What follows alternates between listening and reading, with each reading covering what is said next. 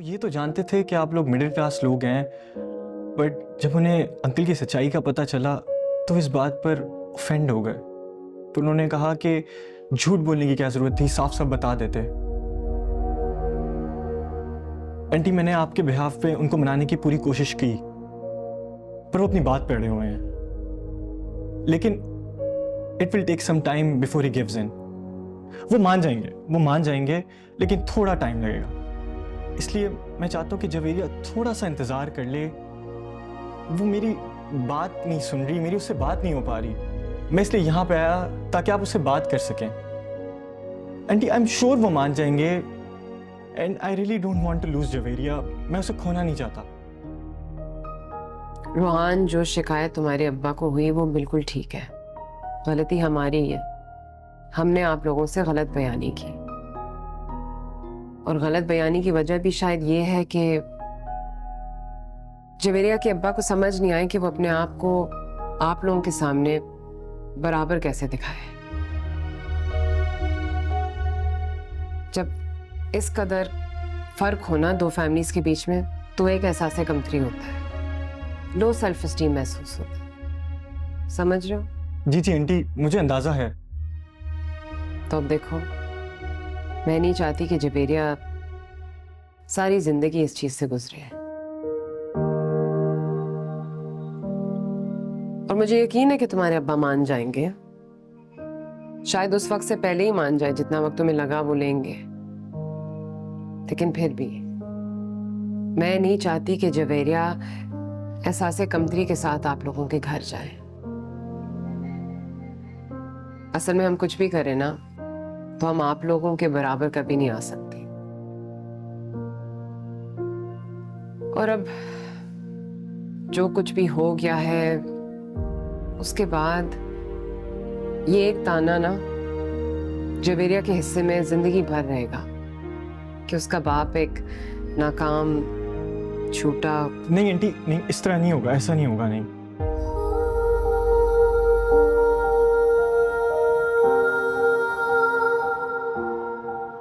ऐसा ही होगा। देखो, तुम्हें अभी जिंदगी का तजुर्बा नहीं है ना, मुझे है। जवेरिया जब तुम्हारी बीवी बन जाएगी तो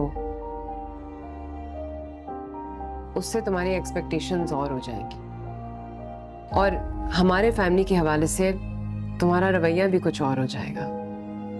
ये बातें तुम्हें बाद में समझ आएंगी।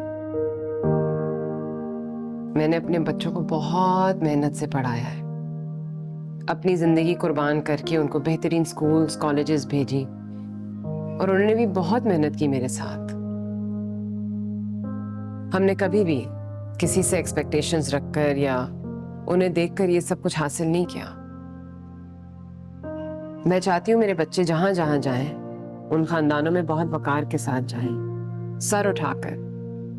उनकी जिंदगी के स्ट्रगल्स, उनके सक्सेस स्टोरीज, उन पर उनको दाद मिले, उनको उनके बाप की किसी कमी की वजह से जिल्लत ना मिले। और एक फर्द के तौर पर इतना हक तो सभी का होता है ना कि गिनती उस फर्द के अपने अकम्पलिशमेंट से शुरू हो।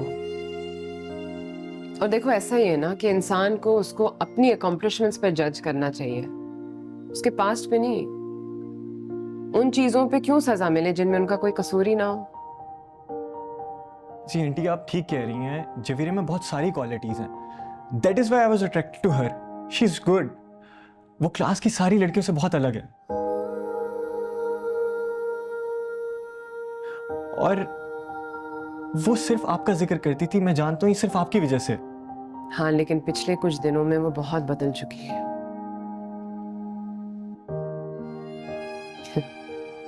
एक ग्रेजुएशन की डिग्री के बाद एक रिश्ते का रिजेक्शन मेरी सालों की मेहनत को इस तरह तबाह कर सकती है, मैंने कभी सोचा भी नहीं था।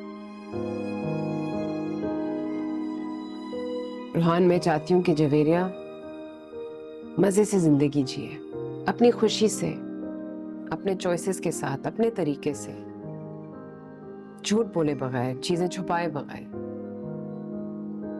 मैंने जिस तरह की जिंदगी जी है ना, मैं चाहती हूँ कि वो उस तरह की जिंदगी बिल्कुल ना जिए। इसीलिए मैं कह रही हूँ अपने माँ बाप को ना मनाओ।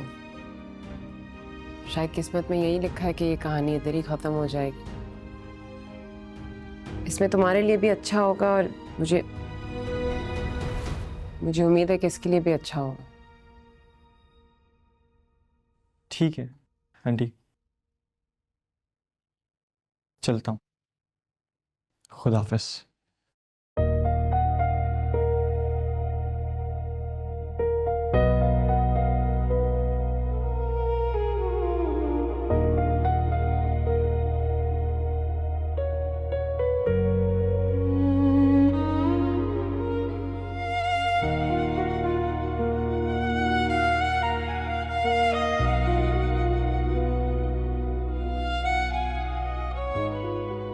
गलत फैसला तो नहीं किया तुम्हारे लिए?